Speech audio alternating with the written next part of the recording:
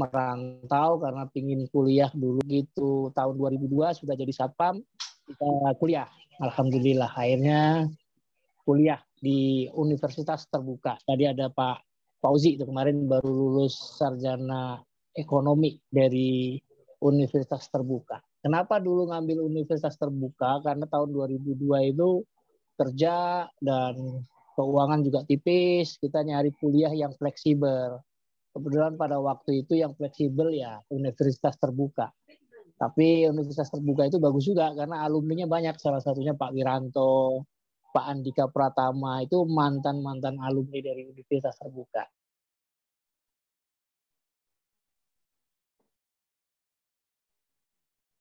Dan Universitas Terbuka itu universitas negeri milik pemerintah.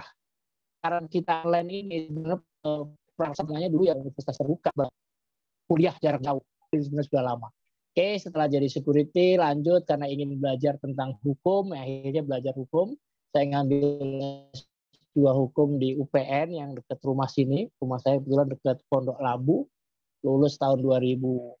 Jadi ambil S2 di Universitas Terbuka, di UPN. Kebetulan ngambil bagian pidana karena kita sebagai trainer ya.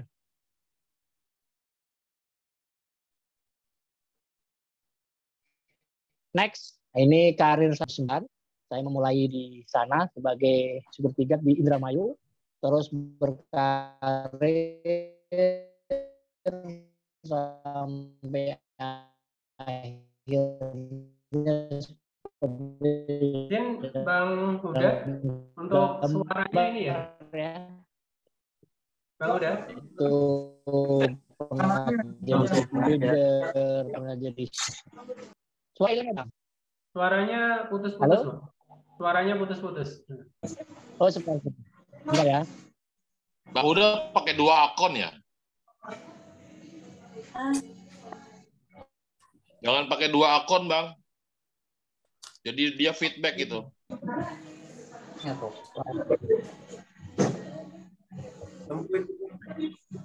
Feedback ya, Bang?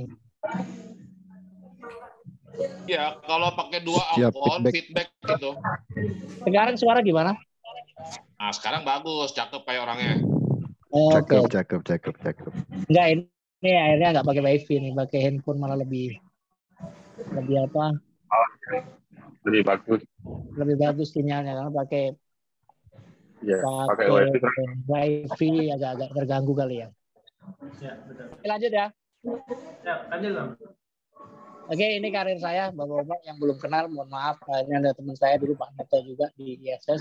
Saya lanjut ke Virtus, setelah di Virtus pindah ke Nusa Elang Satria. Nah, sempat freelance trainer karena setelah pasca kena COVID saya sempat nganggur berbulan-bulan, 3 bulanan kali ya. Terus sejak Juni tahun lalu saya di Raja Wali Place selaku eksekutif facility service. Jadi di sana membawai parking, membawai cleaning, dan membawai security. Alhamdulillah sudah beberapa kali mencoba di beberapa perusahaan.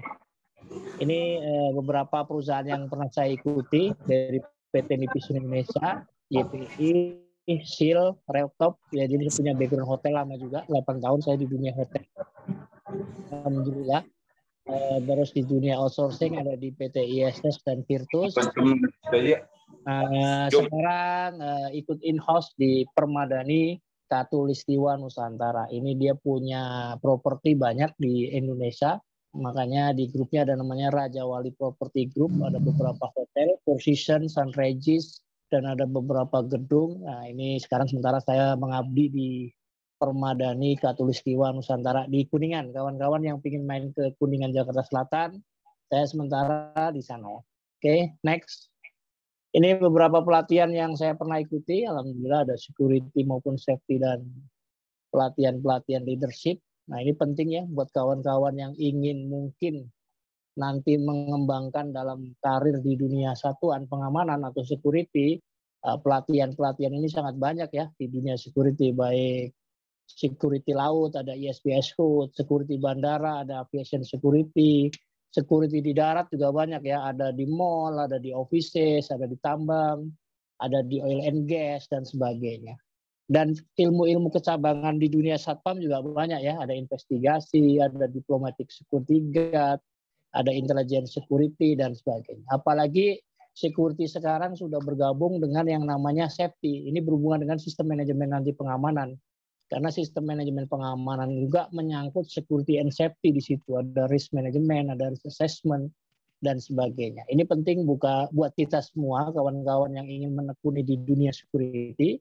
Jangan pernah lah kita merasa nggak mau belajar. Terus belajar sampai kapanpun. Kayak terakhir saya ikut Fire Safety Manager. Kemarin sudah dikukuhkan. Nggak dengar pakai ini. Karena kalau di DKI itu gedung 8 lantai ke atas harus mempunyai fire safety manager sebagai orang yang memahami tentang fire safety. Nah, itu penting itu. Di Jakarta sekarang sudah ada aturan gubernurnya dan dari ribuan gedung di Jakarta baru sekitar 300 yang mempunyai fire safety manager. Nah, ini juga bagus juga peluang kita untuk belajar dan peluang juga untuk berkarir. Dan banyak sekarang dulu banyak dikuasai oleh orang-orang engineering dan safety. Sekarang fire safety manager juga banyak dipegang oleh chief security di Jakarta. Untuk pengetahuan saja ya. Ya ini tujuan malam ini nanti kita serius tapi santai tapi serius. Jadi tujuan pembelajarannya adalah peserta memperoleh pengetahuan tentang sistem manajemen pengamanan berdasarkan ketentuan perundang-undangan yang berlaku. Jadi sistem manajemen pengamanan banyak ya. Cuman kita nanti ini belajar yang sesuai perundang-undangan. Contohnya sistem manajemen pengamanan oil and gas pasti ada. Sistem manajemen pengamanan Ritz-Carlton ada juga standarnya. Sistem manajemen pengamanan Pondok Indah Mall pasti berbeda juga. Sistem manajemen pengamanan di PLN pasti berbeda juga. Nah, kalau kita di perhotelan itu pasti juga ada sistem manajemen pengamanan sesuai perusahaan yang menaunginya, baik Marriott Internasional atau manajemen tersendiri yang kita harus ikuti. Kayak saya dulu di Kedutaan Inggris ada namanya security manajemen pengamanannya juga yang berbasis diplomatic security guard. Itu ada cara rekrutmennya, cara training dan sebagainya. Nah, malam ini kita akan sharing diskusi tentang sistem manajemen yang berdasarkan perundang-undangan yang berlaku di Indonesia. Nanti kita bisa tanya jawab. Latar belakang manajemen pengamanan, ya ini yang Bapak-Bapak Ibu kita perlu ketahui. Latar belakangnya apa sih? Nah, latar belakangnya adalah sejak dahulu kebutuhan akan rasa aman ini kan sangat penting ya. Jadi dulu kalau kita Bapak baca buku tentang sejarah security, itu kan beredar di dunia internasional ya, di Eropa dan Amerika, baik di Eropa dan khususnya ya, itu di sana kan berkembang.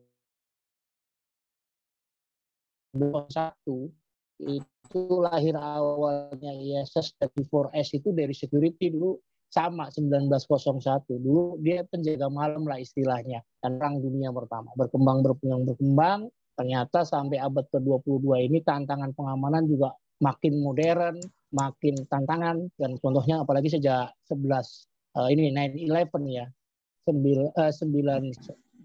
11 September tahun 2001 di mana Amerika dibom, itu juga sangat menantang. Sebentar ya.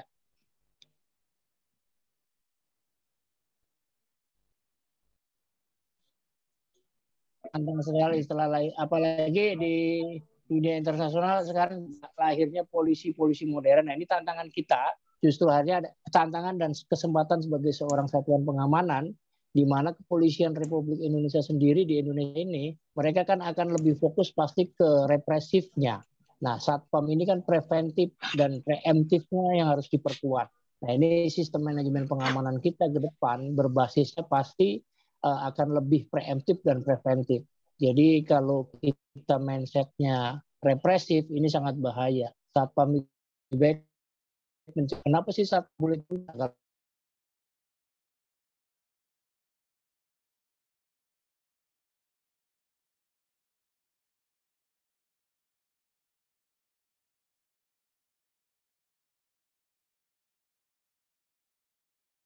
dulu Kapolrinya Pak Sutarman itu juga mempunyai rancangan bahwa Kepolisian Republik Indonesia harus lebih preemptif dan preventif. Makanya sempat ada aturan lulusan Akpol itu ditempatkan di Binmas dan Intelijen. Nah ini penting. Makanya sebagai seorang satuan Aman harusnya memperkuat diri sistem itu preemptif dan preventif. Nah, kita SMP yang akan kita bahas di sini utama nggak apa-apa. Di sini yang sudah gada utama, tadi juga saya barusan dapat surat keputusan dari Kapolri bahwa tentang sistem pelatihan yang terbaru, yaitu yang gada utama, yang hanya 60 jam pelajaran yang dulunya kalau Bapak-Bapak baca di Perkap Kapolri tahun 24 Perkap 24 tahun 2007 itu kan bahwa gada utama itu 100 jam pelajarannya 45 menit. Tadi saya baru dapat suratnya di grup itu sekarang 60 JP yaitu ditempuh 60 dulu itu 100 JP nggak mungkin 6 hari rata-rata 8 hari dan bisa 10 hari. Sekarang hanya 6 hari dengan 60 JP. Nah materinya itu ya harus diuji seperti ada dalam gambar ini. Ada beberapa kompetensi-kompetensi yang harus dimiliki seorang gada utama. Kenapa sih ini penting? Karena seorang gada utama ini yang ke depan harus mengelola sistem manajemen di tempat mereka atau di tempat kerja kita sendiri. Salah satunya ya 7 kompeten ini. Kalau tadi saya lihat yang baru ada 10 kompetensi yang harus dimiliki, tapi 7 ini termasuk. Salah satunya saat kita menyusun sistem manajemen pengamanan, ini kalau kita lihat ada 5 elemen yang tertera di sini. Yang pertama itu komitmen dan kebijakan. Sistem manajemen tanpa komitmen dan kebijakan dari pimpinan tertinggi akan sangat susah. Ini sama dengan SMK 3 ya. Kemarin kan Bapak-Bapak mungkin sudah ada yang ikut SMK 3 bahwa komitmen dan kebijakan tentang safety itu juga harus dikeluarkan dari pimpinan tertinggi. Begitu juga dengan komitmen dan kebijakan keamanan itu harus diterapkan dari yang paling tinggi. Contoh simpelnya aja kayak kita di lapangan, bahwa dengan keamanan yang sangat mengancam, terlahirlah SOP bahwa semua orang harus diperiksa, tasnya harus dibuka. Nah ini kalau nggak ada komitmen dan kebijakan dari pimpinan tertinggi, akhirnya pasti bapak-bapak akan merasa peraturannya kayaknya nggak ketat nih. Nah itu tantangan kita kalau menerapkan sistem manajemen pengamanan, tidak di objek vital nasional. Kalau di objek vital biasanya lebih ketat daripada di objek-objek tertentu yang tidak vital. Nah makanya bapak-bapak mungkin yang tugas di tempat yang tidak begitu vital merasa safety-nya lebih tinggi atau servisnya lebih tinggi. Ya karena disitulah pentingnya komitmen dan kebijakan dari pimpinan tertinggi sesuai elemen nomor 1. Jadi kalau berikutnya ada elemen nomor 2, nanti kita bahas satu persatu, pola pengamanan. Ada konfigurasi pengamanan, konfigurasinya bagaimana sih tentang fisikalnya, peralatannya, SOP-nya itu namanya konfigurasi.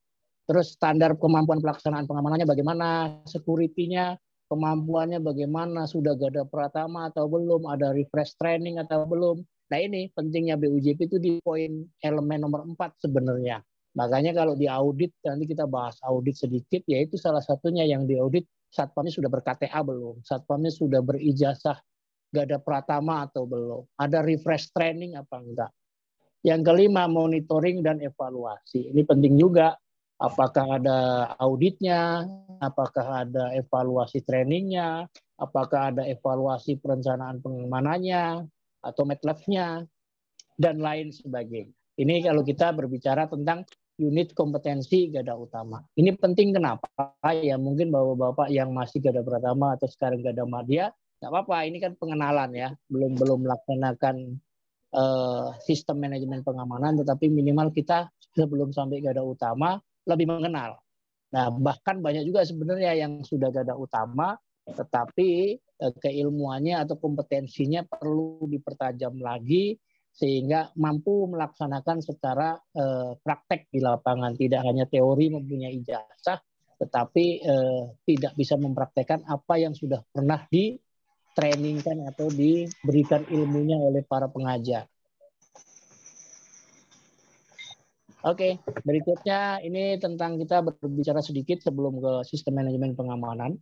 Ada analisis risiko meliputi identifikasi risiko, penilaian risiko, pengendalian risiko, kemudian profil risiko. Nah, ini penting sebelum kita melaksanakan sistem manajemen pengamanan, Bapak Ibu itu harus tahu kira-kira identifikasi risiko ancaman-ancaman apa sih yang bisa menyerang di tempat kerja kita atau di tempat jaga kita. Kita harus identifikasi risikonya.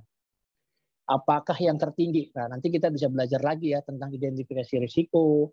Atau nanti kalau ada sedikit nanti kita bahas. Atau penilaian risikonya kira-kira yang mungkin sering terjadi apa. Dan dampak yang paling tinggi ini apa. Sehingga nanti kita bisa mampu punya pengendalian risikonya. Atau mitigasinya harus bagaimana. Apa harus ditambah orangnya. Apa harus ditambah alatnya, atau harus ditingkatkan yang namanya sistemnya atau SOP-nya. Nah, ini pentingnya kita mempunyai identifikasi risiko sebelum mempunyai sistem manajemen pengamanan. Karena nanti juga di waktu audit juga ditanyakan, ada nggak risk assessment-nya atau pengendalian risikonya, atau daftar risiko yang sudah dipelajari dan sebagainya. Ini ilmu intelijen bisa kita pelajari. Ya, strategi dan kontrol keamanan bukan untuk memberikan prioritas aksi yang akan dilakukan untuk mencapai tujuan dan pengamanan perusahaan yang telah ditetapkan. Umumnya sih rekomendasi yang dihasilkan dari analisis risiko ya seperti yang tadi saya sampaikan. Apakah low, medium, atau high. Makanya kayak kita yang saya pernah kerja di hotel-hotel berbintang 5, itu di sana langsung risikonya tinggi pengamanannya. Zonanya tuh zona rawan lah. Langsung makanya pengecekan SOP-nya pun kalau bapak-bapak atau ibu bisa lihat di beberapa hotel bintang 5 itu ada X-ray, ada external protector, ada yang namanya K9, ya, karena mereka merasa setelah di profil risikonya ternyata risikonya sangat tinggi, ancamannya sangat tinggi, yaitu terorisme, ancaman bom dan lain sebagainya. Itu akhirnya menggunakan yang high level. Ya mungkin Bapak Ibu di tempat kerja ada yang slow, nggak apa-apa. Lebih baik kita belajar dari sistem manajemen yang ketat dulu, sehingga nanti waktu kita melakukan pengamanan yang agak longgar bisa tenang. Sama juga ini lagi rame nih kemarin, hari ini sama kemarin ada namanya Blackpink contohnya ya. Barangkali Bapak Ibu mengamankan suatu konser atau nanti mau ada Piala Dunia usia 23 tahun. Usia 20 tahun yang akan berlangsung di 4 daerah. Itu risikonya risiko apa? Oh, orang ngumpul. Orang ngumpul nih bagaimana ancamannya dan sebagainya. Nah, sama juga kenapa kalau Bapak Ibu pernah dengar stadion yang di Jakarta Utara kok nggak digunakan? Karena satu risiko safety dan risiko keamanan juga mengerikan. Kemarin ada kejadian juga di Jakarta Utara terbakarnya suatu depo pelumpang. Bener gak sih orang di sekitar boleh di sekitar yang berbahaya? Ini ngomongin safety juga kan. Setelah kita profil tidak hanya keamanan, ternyata ada resiko-resiko keselamatan. Barangkali tangkinya bisa meledak. Akhirnya ya itu yang harus dipikirkan oleh seorang security manager dan safety manager ke depan. Landasan sistem manajemen pengamanan SMP yang ada di Indonesia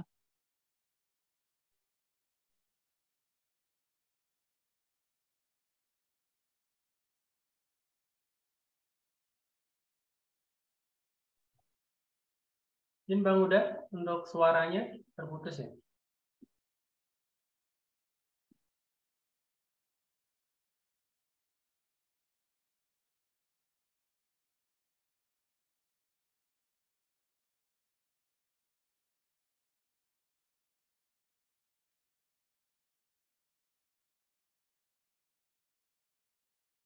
yang ditandai oleh terjaminnya keamanan, ketertiban dan tegaknya hukum. Ini keamanan ini penting Bapak Ibu. Jadi jangan takut, jangan ragu berkarir di dunia keamanan.